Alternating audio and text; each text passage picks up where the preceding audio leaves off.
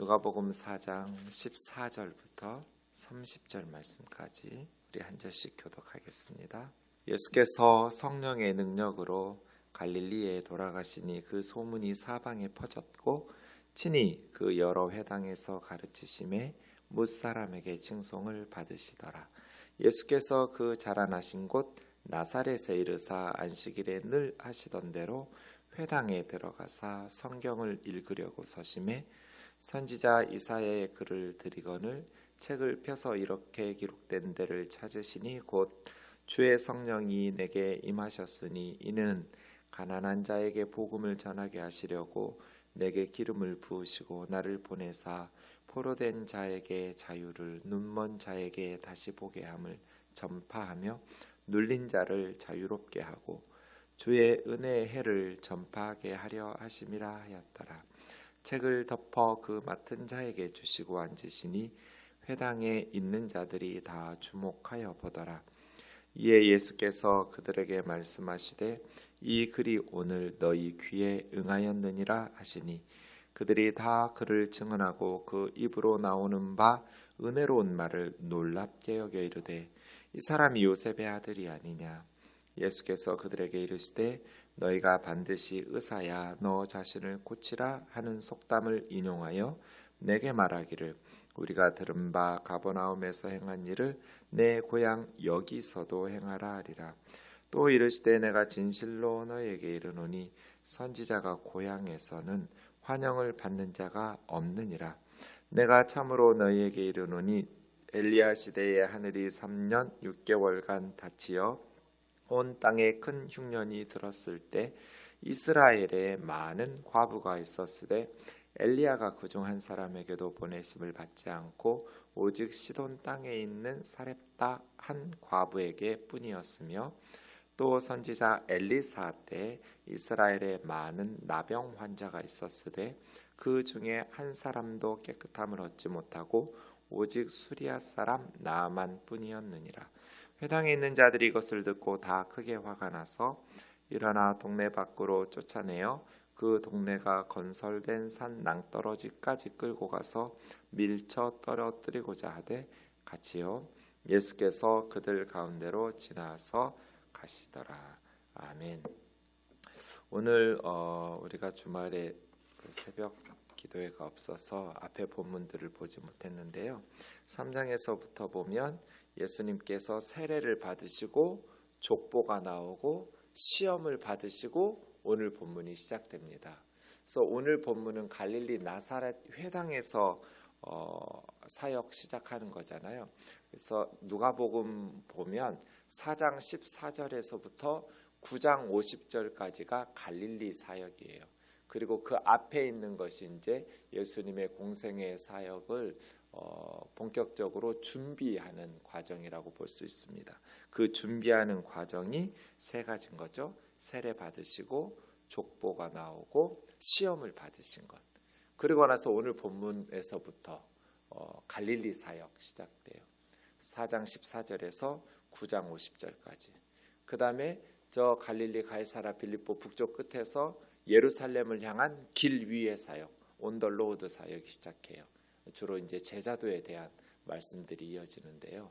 예루살렘을 향해 가는 길, 십자가를 향해 가는 길이죠. 길 위의 사역. 그다음 예루살렘 사역, 그리고 십자가와 부활 이렇게 구성되어 있거든요. 그래서 오늘 본문은 갈릴리 사역이 시작되는 첫 번째 본문인 것이죠. 세례 받으신 것에 대해서는 예수님께서 하나님의 아들이라는 음성이 들리죠. 족보도 그렇고 시험 받으시는 것도 그래요. 이는 내 사랑하는 아들, 나의 기뻐하는 자라고. 예수님은 죄 사함을 받는 회개의 세례를 받으실 필요가 없는 분이죠. 그럼에도 불구하고 세례 요한에게 세례를 받으셨다는 것은 우리 죄를 짊어지시는 거죠. 우리가 죄인됨을 죄인의 자리로 가시는 거니까요. 그래서 세례를 받으시면서 하나님의 아들이라는 음성을 듣고 공생의 사역이 시작되는 것이죠. 마태복음에도 족보가 나오고 누가복음에도 족보가 나와요.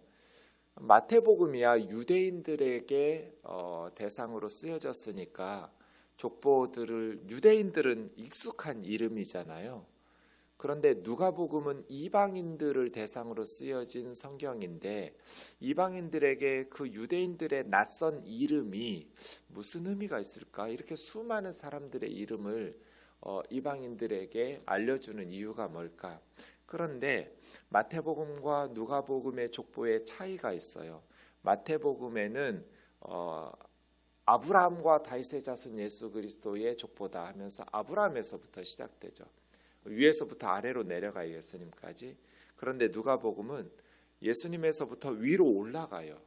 그런데 아브라함에서 끝나지 않고 그 위에 아담까지 올라가고 아담 위에 하나님이시다 여기까지 올라가거든요. 그래서 누가는 온 인류가 목적인 거죠. 모든 세상 사람들. 아브라함은 이스라엘이라는 나라가 시작된 시점이 아브라함이잖아요. 마태는 거기서부터 시작돼요. 그리고 특별히 마태복음의 족보는 예수님이 다윗의 자손, 다윗에게 약속하셨던 나단의 신탁을 통해서 약속하신 메시아라는 것을 드러내는 족보죠. 다윗의 이름이 14거든요. 그 알파벳 숫자를 조합해 보면 다비드 세 알파벳으로 다윗의 이름이 시작되는데 그 알파벳이 각각 나타내는 숫자가 4, 6, 4거든요. 그래서 더하면 14가 돼요. 14대요, 14대요.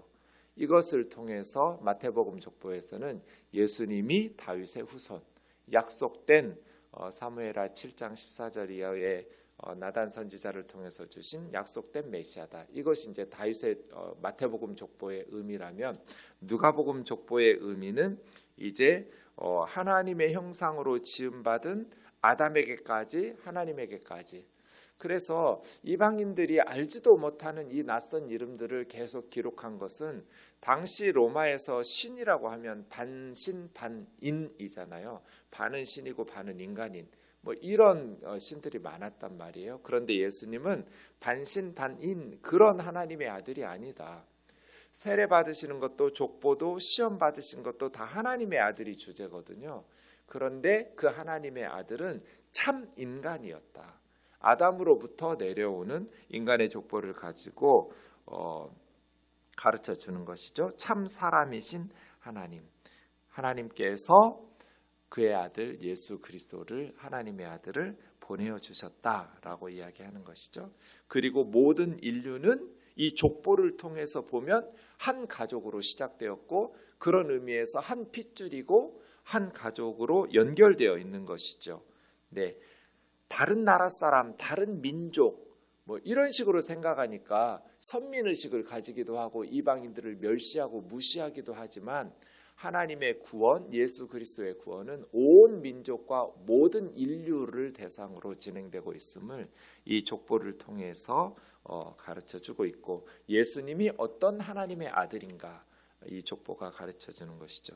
4장 1절부터 시작되는 예수님의 시험 받으시는 것도 예수님이 하나님의 아들이시고 하나님의 아들 메시아로서 예수님은 어떤 메시아인가를 시험을 통해서 가르쳐주죠. 예수님은 빵을 주러 오신 메시아가 아니고 말씀을 주러 오신 메시아이죠. 예수님은 단순히 경제적인 문제를 해결하거나 세상의 것들을 해결해 주는 그런 의미의 메시아가 아니라 그것뿐 아니라 더 본질적인 하나님의 말씀을 우리에게 주시는 기복주의가 아닌 것이죠. 그리고 예수님께서는 어떤 메시아이신가? 온 세상을 다 준다 해도 오직 하나님만을 섬기는 메시아이고 우리로 하여금 오직 하나님만을 섬기게 하러 오신 메시아인 거죠.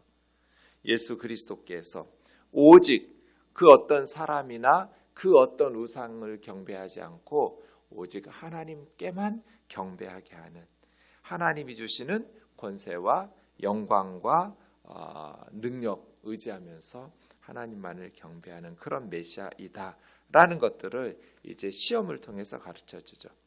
그래서 인류의 대표로서 하나님의 아들이면서 참 사람으로 오신 예수님께서 세례를 받으심으로써 인류를 대신하고 그런 하나님의 아들의 음성을 듣고 또 그 하나님의 아들로서 똑같이 사탄에게 인간과 동일하게 시험을 받으시면서 어떻게 우리에게 구원을 주시고 어떤 메시아로서 사탄을 제압할 수 있는지 또 제압하셨는지를 가르쳐 주시는 그러한 시험을 받으신 것이죠.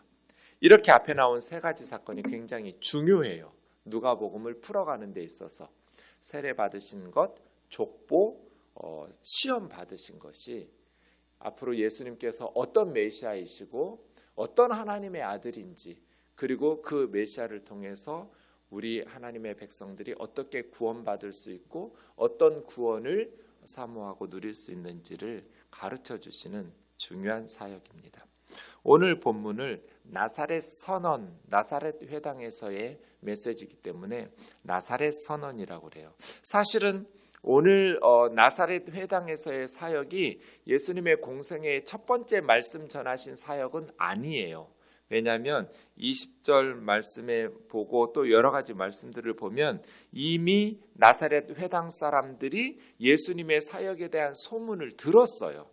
그러니까 예수님은 공생의 사역을 이미 했고 나사렛 동네 고향 사람들이 예수님의 사역에 대한 소문들을 들었으니까 그런 의미에서 예수님은 이미 공생의 사역을 여러 곳에서 시작하셨고 그런 기적이나 여러 가지 말씀 사역들이 이루어졌을 텐데 오늘 말씀을 누가가 첫 번째 사역으로 배치시킨 거예요.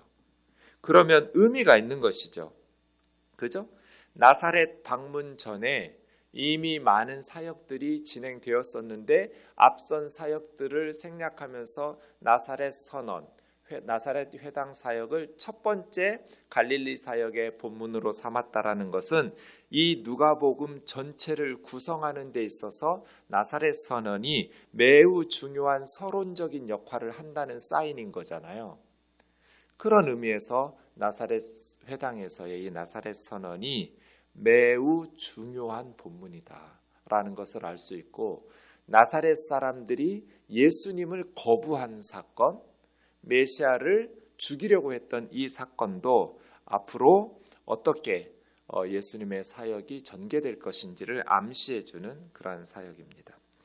14절 보시면 예수께서 성령의 능력으로 갈릴리에 돌아가시니 여러분 우리가 어떻게 사역해야 되냐면 성령의 능력으로 해야 돼요. 인간의 지혜와 노력이 아니라 물론 우리도 힘을 다해서 가정에서 교회에서 사회에서 맡겨주신 직분을 감당해야죠. 그런데 내 힘으로 제가 목회해 보니까 내 노력으로는 한 사람도 변화시킬 수가 없어요. 성령의 능력을 따라가야 돼요. 그래서 기도보다 성령보다 앞서지 마라.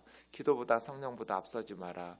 우리 믿음의 선배들이 우리에게 가르쳐 주신 것이 다 경험에서 우러난 그러한 지혜로운 권면이죠. 사실은 내 마음도 내 마음대로 안 되고 내 자식도 내 마음대로 안 되잖아요.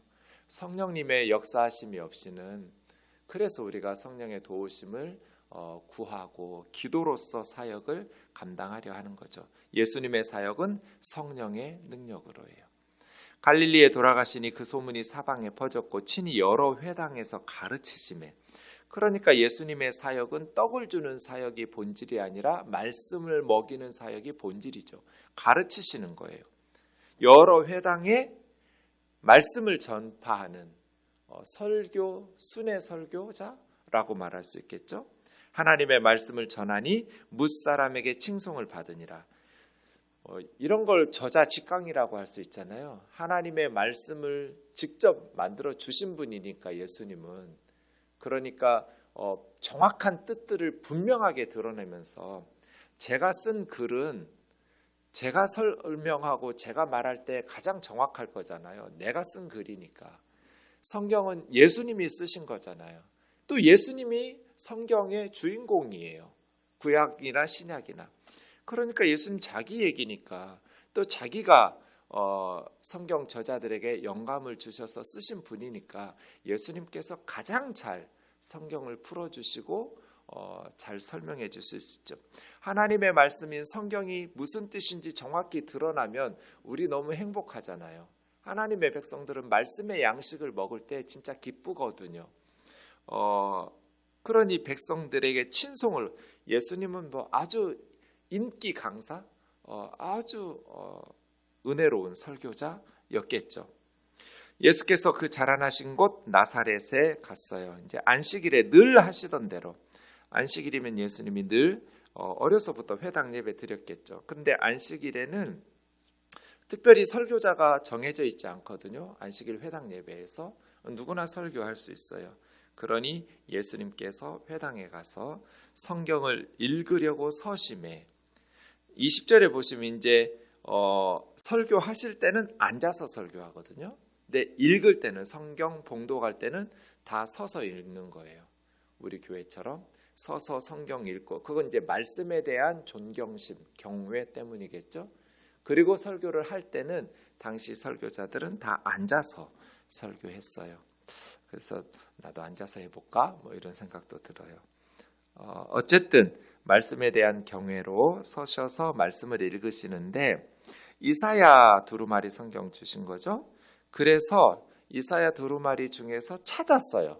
그냥 아무 본문이나 보이는 대로 읽으신 것이 아니라 나사렛 선언을 위해서 예수님께서 본문을 찾았는데, 그 본문이 61장 1절 2절이죠. 이사야 61장하고 이사야 58장 6절을 같이 읽으신 거예요.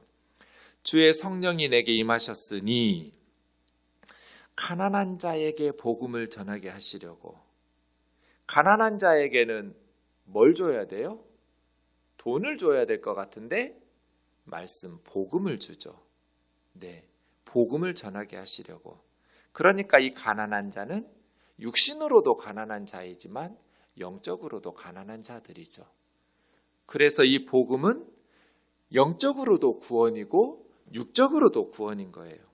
내게 기름을 부으시고, 이게 메시아죠. 왕, 제사장, 선지자에게 임명하여서 기름 부어 임명하는 것처럼 나를 보내사 포로된 자에게 자유를, 영적으로 죄와 사망에 노예되고 육적으로 포로된 자에게 해방을, 눈먼 자에게, 영적으로 눈먼 자들, 또 육적으로도 눈먼 자들에게 다시 보게 함을 전파하고, 눌린 자에게, 정신적으로 죄와 사망의 권세에 영적으로 또 세상적으로 눌리고 억눌린 자를 자유롭게 하는 이 네 가지죠. 가난한 자에게 복음을, 포로된 자에게 자유를, 눈먼 자에게 다시 보게 함을, 눌린 자를 자유롭게 하는. 그러면서 핵심이, 나사렛 선언의 핵심이 19절이에요. 주의 은혜의 해. 은혜의 해, 이것은 희년을 말해요. 받아들여지는 해, 환영하는 해, 덱토스거든요. 주의 은혜의 해를 전파하게 하려 함이라. 은혜를 베푸는 해, 50년에 한 번씩 돌아오는 희년. 그러니까 예수님은 희년을 선포하러 오신 거예요. 그것이 성취되는 게 이제 십자가와 부활 사건이죠. 십자가의 사건. 이것이야말로 희년이죠. 희년에는 세 가지 한다고 그랬잖아요. 노예를 해방시켜줘요. 그리고 부채를 탕감해주고 기업, 토지를 무르기에서 원주인에게 돌려주어요. 예수님이 십자가 사건을 통해서 우리에게 주신 이 세 가지 사건, 죄와 사망의 노예였던 우리들이 해방되었죠. 십자가의 대속의 죽으심으로 말미암아. 그리고 노예 해방이 이루어졌고, 그 다음에 부채가 탕감돼요. 여러분, 죄 사함을 말할 때 직역하면 부채 탕감이에요. 빚진 것을 예수님이 대신 다 갚아준 거예요. 영적으로 우리가 죄로 말미암아서 갚을 수 없는 1만 달란트 빚진 자들을 그냥 하나님께서 예수 그리스도의 십자가 사건으로 다 탕감시켜 주신 것이죠. 그 다음에 희년이 되면 기업 무르기, 원래 자기 땅, 자기 집을 되찾게 돼요. 우리가 하나님의 자녀, 하나님의 백성이고 하나님 나라 권속이었잖아요. 그런데 죄로 말미암아서 쫓겨나고 에덴 동산에서 쫓겨나듯이 하나님의 나라를 상속받지 못할 때 예수님의 십자가 사건을 통해서 기업 무르기가 이루어져요. 우리가 하나님 나라를 소유하게 되고 기업을 다시 되찾게 되었어요. 하나님 나라 백성이 되었으니까요. 십자가 사건 통해서 예수 그리스도의 사역을 통해서 희년이 이루어지는 거예요. 영적으로 제가 해석했지만 육적으로도 이 희년의 사건들은 일어나야 돼요. 그래서 해방이 이루어져야 되고 노예 해방이 이루어져야 되고 또 기업의 회복이 일어나야 되고 또 부채 탕감이 이루어져야 돼서 그래서 이 땅의 백성들이 억눌린 자들이 자유롭게 되고 포로된 자들이 자유롭게 되고 가난한 자들에게 복음이 선포되고 눈먼 자들이 다시 보게 되는 이것은 영적인 것만도 아니고 육적인 것만도 아니에요. 둘 다예요. 영적으로도 회복이 이루어져야 되고 육적으로도 회복이 이루어져야 돼요. 이 땅에 살면서도 우리는 이것을 예수 그리스도 안에서 일구어야 되고 또 천국에서도 영원히 이러한 은혜와 이러한 구원이 나타나야 돼요. 그래서 예수 그리스도의 구원은 총체적인 개념이에요. 뭐 죽은 후에 가는 천국 이것만이 아니라 그것도 구원의 일부분이죠. 그러나 지극히 일부분이에요. 죽어서 천국 가는 것 그러면 그냥 예수 믿고 바로 죽는 게 제일 좋죠. 믿자마자 천국에 가면 되니까. 그것만이 아니에요. 이 땅에 사는 동안에 우리의 사명이 있고 하나님의 나라는 이 땅에서부터 비록 부분적이고 불완전하지만 그리스도인들이 가는 곳마다 이런 회복과 구원의 역사들이 나타나야 하잖아요. 예수 그리스도 안에서 구원의 힘이 드러나야 돼요. 크리스찬들이 가는 곳마다 영적으로 육적으로 자유와 해방과 회복의 역사들이 나타나야죠. 전인격적인 총체적인 구원과 예수 그리스도의 은혜들이 나타나는 것이죠. 그러니 이 나사렛 선언이 예수님의 공생의 사역에 굉장히 중요한 선언이죠. 예수님 왜 오셨는가? 이거 하러 오신 거예요. 십자가는 왜 지시는가? 이거 하러 오신 거죠. 노예된 우리를 자유롭게 하고 영적으로 육적으로 가난한 우리에게 복음의 말씀을 주셔서 은혜의 말이에요. 희년의 기쁨의 그 은혜를 우리에게 주시려고. 책을 덮어서 회당에서 그 두루마리 보관하는 하자안이라고 그래요. 그걸 보관하는 사람에게 주시고 앉으셔서 설교하는데 한 말씀 하시죠. 이 글이 오늘 너희 귀에 응하였다. 무슨 뜻이에요? 나는 이사야 선지자가 예언한 메시아다. 나는 구약 성경에서 약속된 그리스도다 라고 선언하시는 거죠. 내가 이사야가 예언했던 바로 그 메시아다. 이 말씀을 성취하러 온 나. 내가 이 말씀을 성취할 거라고. 내가 이것을 이루려고 온. 그들이 다 그를 증언하고 예수님에 대한 소문을 들었기 때문에 그를 증언하면서 그 입으로 나오는 바 은혜로운 말씀을 놀랍게 여겼어요. 사실 중요한 건 놀라워하는 게 아니라 믿는 건데 놀랍게 여길 것이 아니라 엎드려 경배하면서 메시아로 믿고 받아들이는 게 중요한데 나사렛 사람들이 그렇게 하지 않았어요. 왜냐하면 이 사람 요셉의 아들 아니냐? 이런 식으로 다 안다고 생각하면서 믿지 않았기 때문에 불신하고 무시했기 때문이에요. 그래서예요. 나사렛 사람들이 무시하고 받아들이지 않았어요. 다 알고 있는데 어릴 때 우리랑 같이 놀았는데 뭐 목수하면서 우리 집 일 했는데 뭐 이런 식으로. 예수께서 그들에게 의사야 너 자신을 고치라. 뭐 사람들이 의사가 아프면 너부터 고쳐 이렇게 말하겠죠? 속담으로. 네. 이건 무슨 뜻이에요? 너희 고향 나사렛부터 고쳐봐 이 말이죠.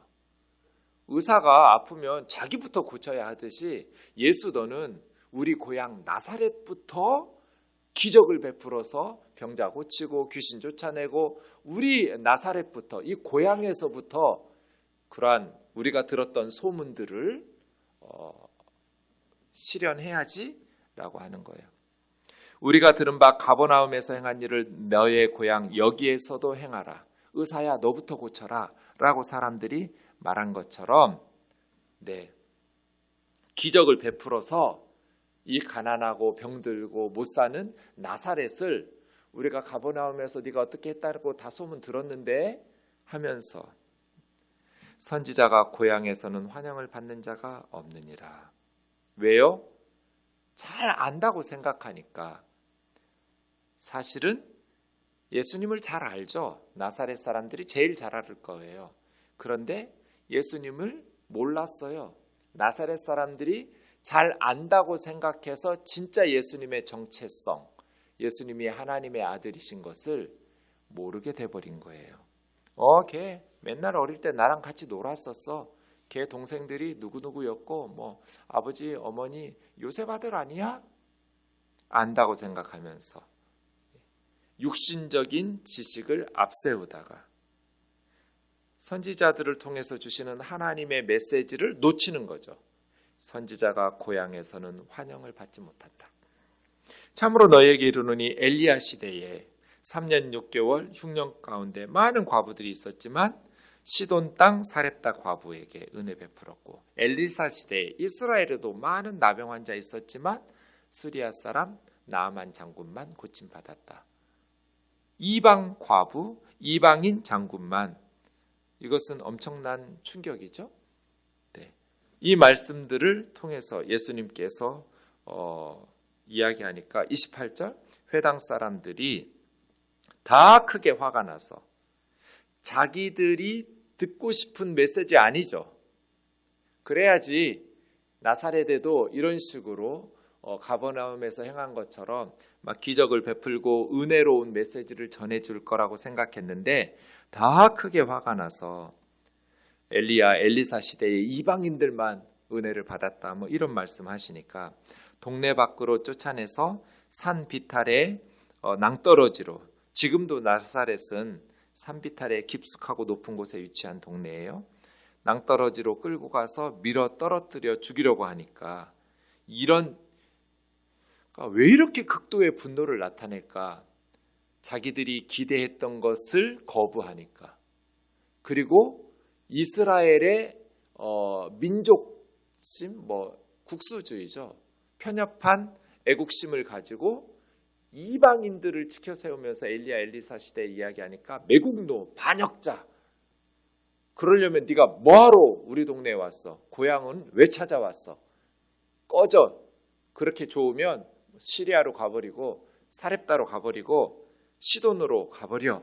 이런 식으로 밀쳐버리면서 아예 그냥 낭떠러지로 밀쳐버리려고 하는, 정말 이 나사렛 사람들이 처음에는 호기심을 가지고 모였다가 말씀 듣고 나서 놀라워하다가 그 다음에는 의심과 불신으로 가득한 시선으로 요셉의 아들 아니냐고 했다가 결국은 맹목적인 증오심을 가지고 예수님을 죽이려고 하는 이 나사렛 사람들의 교만함, 눈 치켜뜨면서 어디 한번 지켜보자, 두고 보자 하는 이런 불신과 이러한 사역의 거부 반응이 나타나는 것들이 앞으로 예수님의 공생의 사역이 어떻게 받아들여질 것인가에 대한 아주 대표적인 사건들이겠죠. 그래서요, 여러분, 하나님의 말씀을 들을 때는 내가 듣고 싶은 설교를 찾아 듣는 게 아니에요. 쓴소리는 듣기 싫어. 그냥 위로하고 듣고 싶은 은혜로운 말씀만 듣고 싶어. 성경에 때로는 은혜로운 듣고 싶은 말씀이 나오기도 하지만 때로는 우리를 책망하는 쓴소리도 많이 나오잖아요. 그래서예요. 내가 듣고 싶은 말씀을 찾아 듣는 것이 아니라 하나님께서 나에게 주시는 말씀을 들으려고 해야죠. 쓴소리도 받아들여야 하나님의 자녀답게 우리가 변화될 수 있는데, 은혜로운 소리, 칭찬하는 소리만 들으려고 해요. 대부분 그리스도인들이 하나님의 말씀을 들으려고 하지 않는. 그래서예요. 예수님의 공생의 사역을 보면 똑같은 말씀을 들었는데 어떤 사람들은 화를 내요. 예수님을 죽이겠다고 그래요. 어떤 사람들은 회개를 해요. 은혜를 받아요. 하나님의 음성을 듣고 변화가 돼요.